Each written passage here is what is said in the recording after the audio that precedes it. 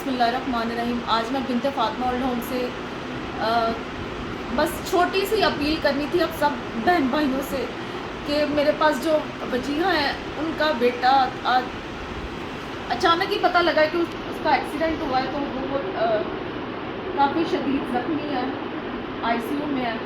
तो उसके दिमाग को चोट लगी है। तो वजीहा ने अपने सब बहन भाइयों से अपील का कहा है कि उसके लिए दुआ की जाए। उसका एक बेटा और एक बेटी है।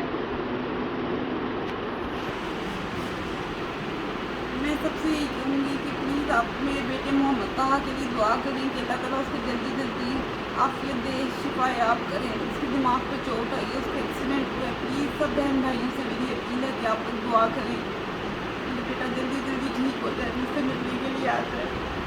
सब दुआ करें।